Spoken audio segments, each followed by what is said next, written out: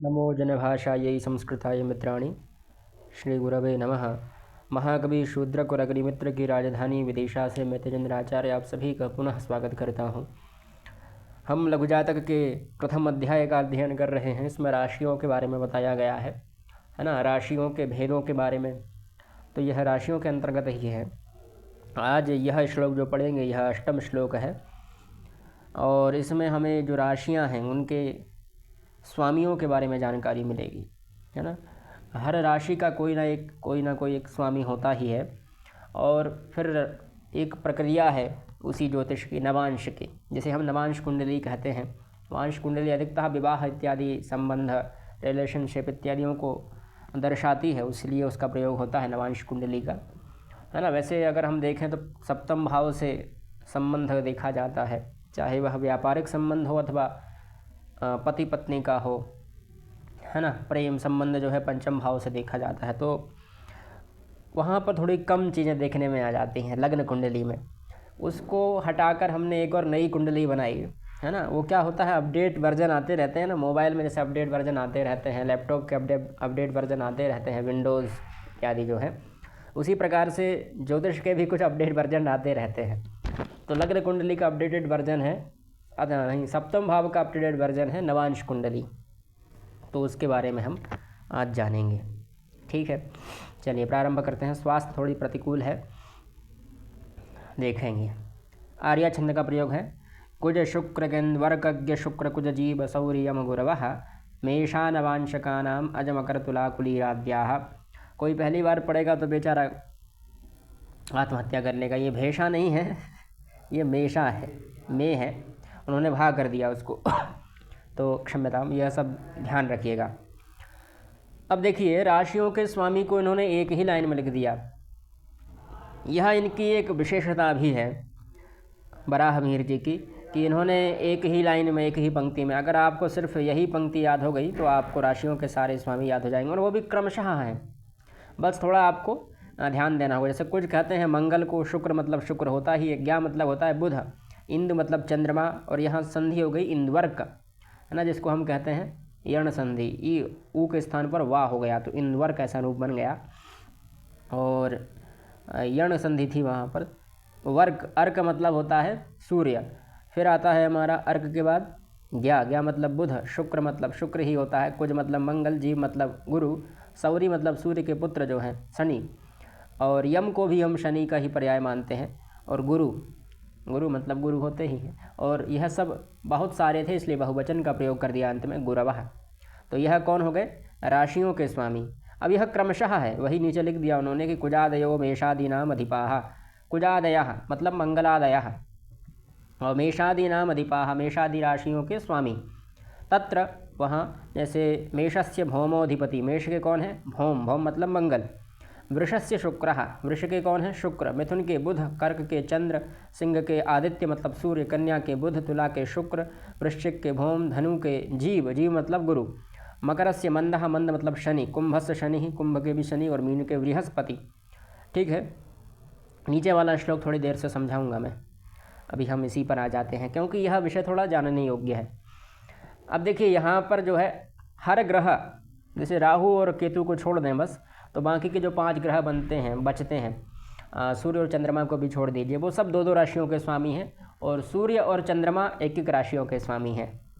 देखिए ये लोग बड़े उसको कहेंगे बदमाश, है ना, बदमाश तरह के हैं ये लोग। ये भले ही 1-1 राशियों के स्वामी हों, पर इनके आसपास जब ग्रह आ जाते हैं तो यह अपना प्रभाव दिखलाने लगते हैं, उनको कमज़ोर कर देते हैं। जैसे सूर्य के पास कोई ग्रह पहुंच जाएगा, यथा काल अवस्था के अनुसार उसको अस्त कर दिया जाता है, वो अस्त हो जाता है, क्योंकि जब सूर्य होता है तो सूर्य का ही प्रकाश दिखता है ना। और बाकी के सभी प्रभावों को नष्ट कर देता है चंद्रमा, जितने भी अशुभ प्रभाव हैं सबसे सूर्य के ही बस थोड़े बहुत बच जाते हैं, और मानसिक रोगों का भी जनक है वह।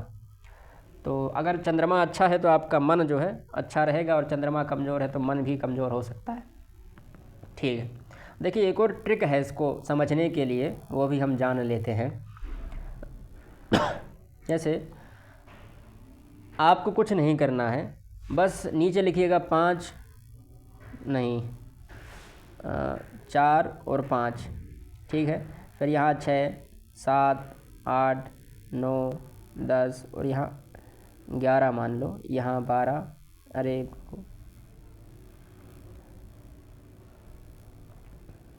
एक ट्रिक बताई थी हमारे गुरुजी ने, मैं भूल रहा हूँ शायद।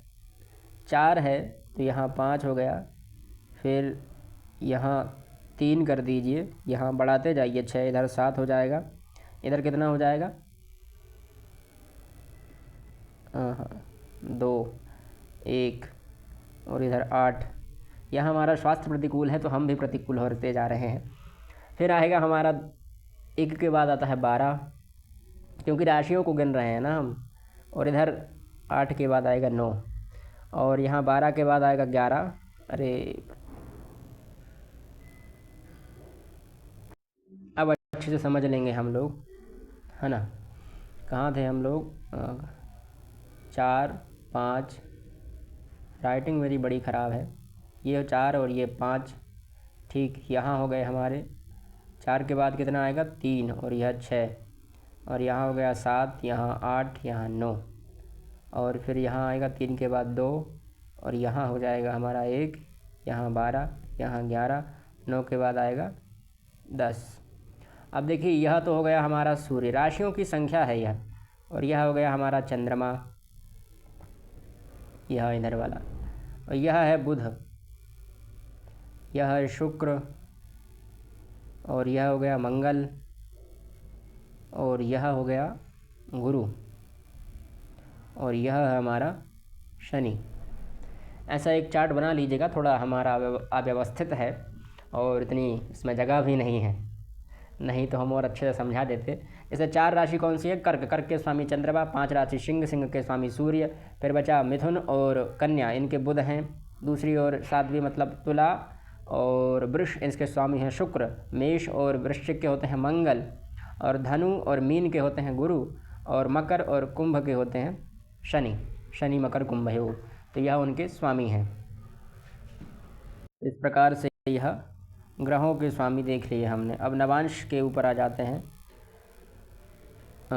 यह श्लोक है नवांश के लिए। मेषा नवांश का नाम अज मकर तुला कुलीराद्याः। सबसे पहले नवांश चीज़ समझ लेते हैं। एक राशि होती है, उस राशि के 9 अंश करने पर एक नवांश प्राप्त होता है। जैसे एक राशि में होते हैं 30 अंश और उनका 9 से भाग देंगे आप तो 27 में चला जाएगा, है ना। 3 बार में बचेंगे 3। अब इनका आप 60 से गुणा कर दीजिए तो कितने हो जाएंगे? 180। ठीक है, अब इस 180 का भी हमें भाग देना है 60 से, है ना।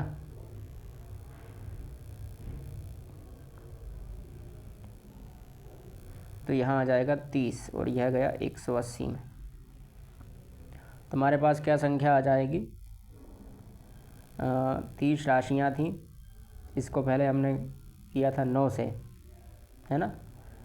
अच्छा 9 से ही उसको भाग देंगे तो यहाँ कितना आया था? 27, बचा शेष हमारा 3 और यहाँ भी 3 ही था। ठीक है, अब उसी प्रकार से 9 को भी हमें भाग देना था। वहाँ हमने 60 का गलत कर दिया, है ना। 180 थे वहाँ, अब इसका 9 से देंगे तो 9 दूनी 18, ये तो गए, शेष बचा और ये 20 हो गए, है ना। क्योंकि भाग नहीं गया 9 से 0 का तो यह 0 आ गई यहाँ पर, तो यहाँ हो गया 20 और वहाँ थे हमारे 3, तो 3 और 20 यह होती है एक नवांश की संख्या। ठीक है, एक नवांश में लगभग 3 अंश 20 कला होती हैं। ठीक है, यह एक नवांश की क्या कहेंगे इसको, संख्या मान लीजिए, आयतन मान लीजिए, है ना। अब इसी के बाद बढ़ाता जाइए आप इसमें इतना ही। जैसे 3 20 है, इसी को आप उल्ट जिसका दुगना करेंगे तो 6 40 हो जाएगा, इसका दुगना करेंगे तो 10 हो जाएगा। 10 कैसे होगा वो हम बता देते हैं, नहीं तो आप लोग कंफ्यूज हो जाएं। अभी तो हमारा भी बहुत कन्फ्यूजन चल रहा है मस्तिष्क में। ये 20 हो गया, अब इस 20 को हम मिलाएंगे इधर पर तो यहाँ हो जाएगा 60 और यहाँ 6 और 3 कितने हो जाते हैं? 9। ठीक है, ये बीच में बिंदु है भैया, नहीं आप लोग समझें, बिंदु कोई नहीं रखी है। ये इधर इधर वाले अंश हैं और इधर वाले जो हैं वो कला हैं। अब यह 60 हो गए। 60 कला की एक अंश होता है ना, इसलिए 60 अंश, इसको हम 60 नहीं लिखेंगे। जैसे हम कहें कि 1:60 हो रहे हैं, तो यह कोई अच्छी बात नहीं हुई, यह बुद्धिमत्ता वाली बात नहीं हुई। 1:60 हो रहा है, उसके स्थान पर मैं कह सकता हूँ कि 1:60 की जगह मैं कह सकता हूँ कि 2 बज रहे हैं, है ना, क्योंकि ये 60 हैं वो यहाँ आ जाएंगे, और 60 मिनट में 1 घंटा होता है, इसीलिए 60 कला में भी कितने होते हैं, 60 कला में भी एक अंश होता है, इसलिए हम यहाँ जो 60 कला लिखी है उसको हम मान लेंगे एक अंश, तो यहाँ हो जाएगा 10 अंश और 00 कला, क्योंकि ये सब यहीं आ गए। ठीक है, आप लोग समझ ही गए होंगे। ये थोड़ा गणित था, उसका बुद्धि चकरा जाती है, क्योंकि अभी तो आपने नवांश ही पढ़ा, अभी आगे तो दशांश भी है, त्रिंशांश इत्यादि भी, शायद त्रिंशांश नहीं है इसमें, है ना, और दृष्कान वगैरह भी है, होरा भी है, वो सब देखना पड़ेगा। मेषा नवांश का नाम, तो मेषों के जो नवांश के स्वामी हैं मेषादि क्रम से, देखिए यहाँ राशियों का क्रम याद करना बहुत आवश्यक है, यह भी राशियों के क्रम से ही है। जिस दिन मैंने वीडियो बनाई थी पहली वाली, उसमें मैंने बता दिया था कि आपको राशियों के क्रम याद होने चाहिए, ग्रहों के क्रम याद होने चाहिए, तभी आप इसको समझ पाएंगे। तो मेष, वृष, मिथुन, कर्क, सिंह, कन्या, तुला, वृश्चिक, धनु, मकर, कुंभ, मीन, यह क्रमशः याद होने चाहिए, है ना, तभी आप राशियों के स्वामी हैं, नवांश के स्वामी, वो सब समझ पाएंगे।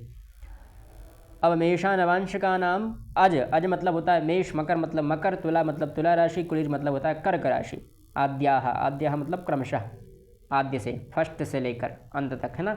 अब यही चलेंगे क्रम, यानी सबसे पहले आएगी मेष राशि, मेष राशि को हम 1 मान लेते हैं, है ना, फिर उसके बाद आएगी मकर राशि, मकर को हम मान लेते हैं 10, और फिर है तुला राशि, तुला को मान लेंगे हम 7, उसके बाद आएगा 4, तो यही चलेगा। फिर अगले जो नवांश हैं उनके भी यही स्वामी रहेंगे, 1, 10, 7, 4, है ना। उसके बाद फिर जो आएगा उसमें भी 1, 10, 7, 4 यही क्रम रहेगा, क्रम नहीं बदलाएगा। मेष, मकर, फिर तुला, कर्क, मेष, मकर, तुला, कर्क, मेष, मकर, तुला, कर्क। एक चार्ट भी है नीचे, बता देंगे उसको भी।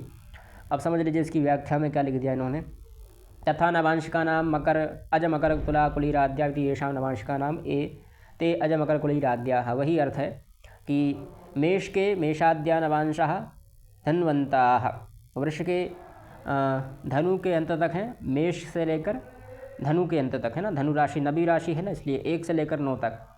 जब आप इसको बढ़ाते जाएंगे ना, 3, 40, 6, 40, और नहीं 3, 20, 6, 40, 10, फिर उसके बाद आएगा 13, 20, 16, 40, फिर आएगा 20, फिर उसके बाद आएगा 23, 20, और फिर आएगा 26, 40, और उसके बाद आएगा 30। तो 30 के बाद तो कोई राशि होती ही नहीं है, इसलिए एक नवांश में लगभग 9 ही बनेंगे, है ना, 9 प्रकार की राशियाँ आएंगी। तो वह 9 प्रकार की राशियों के अलग अलग क्रम बनेंगे। सबसे पहला क्रम में मेष, जो 3, 20 तक रहेगी, फिर 3, 20 के बाद आएगी वृष, फिर वह 6, 40 तक जाएगी, 6, 40 के बाद आएगी फिर हमारी मिथुन राशि, और फिर वह चलेगी 10 तक, फिर 10 के बाद आ जाएगी हमारी कर्क राशि। तो इस प्रकार से क्रमशः चलते रहेंगे। ऐसे ही वृष से मकर तक, मकराद्य पर्यंत चलेगा, कन्यान तक, कन्या के अंत तक। मकर आद्य रहेगा इसका, वृष का, वृष राशि का मकर से प्रारंभ होगा, फिर मिथुन राशि का तुला से प्रारंभ होकर मिथुन तक जाएगा, और कर्कट राशि का कर्क से ही प्रारंभ होगा। जैसे मेष का मेष से प्रारंभ हो रहा था, वैसे कर्क का कर्क से प्रारंभ होगा, और यह जाएगा मीन तक। ठीक है, फिर मेष का सिंह, जो मेषवत है, मेषवत आगे चलेगा सिंह धनु तक, है ना, और सिंह से लेकर आगे की जितनी भी राशि हैं उनका सबका। फिर वृष का कन्या मकर योः, वृष का कन्या से लेकर मकर तक। मिथुन का मिथुनवत तुला कुंभयो, मिथुन के समान चलेगा तुला और कुंभ का। अच्छा, वृषवत कन्या और मकर का, और मेषवत सिंह और धनु का, मेष और मिथुनवत चलेगा तुला कुंभ का, कर्कटवत चलेगा वृश्चिक और मीन का। ये नवांशों के राश्याधिपः एवं अधिपतयो हो गया, ये उसका हिंदी अर्थ भी है। ठीक है, अब इसका एक चार्ट भी होगा, वो भी देख लेते हैं। ये है नवांश बोधक चक्र। देखिए जो हमने गणित किया था वो सब गणित यहीं आ गया है। ये देखिए 9 ही इसमें संख्या दी गई है, 1, 2, 3, 4, 5, 6, 7, 8 और यह 9, 10। ठीक है, 8, 9। अरे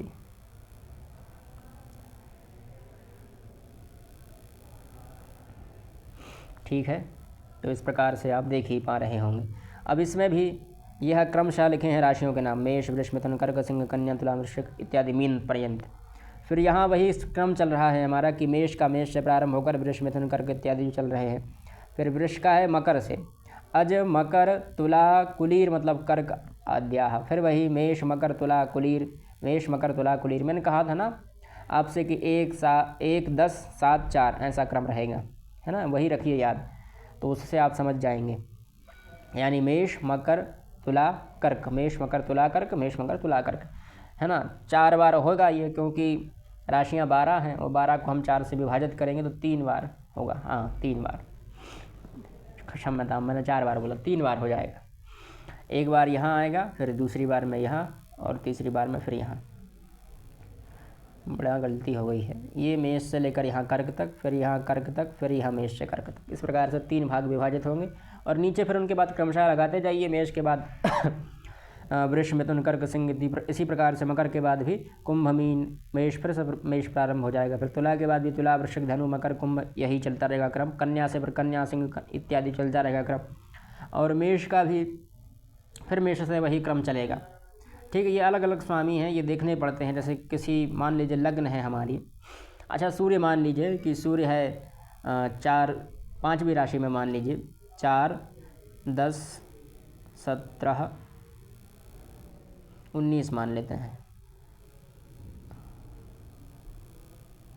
19 और यहाँ 0 0 मान लो, कोई दिक्कत नहीं है। अब देखिए हमें इसका नवांश निकालना हो तो किस राशि में है, सिंह राशि में है। सिंह राशि में कहाँ है, तो यह सिंह राशि में है 10 19 के बाद, यानी 10 से ज़्यादा है। तो देखिए 10 से ज़्यादा में कौन सा बन रहा है, यहाँ 10 तक कौन सी राशि थी सिंह में, मिथुन राशि थी। अब 10 के बाद कौन सी राशि चालू हो गई, कर्क राशि। यानी जब नवांश कुंडली बनेगी तो सूर्य किस राशि में होगा,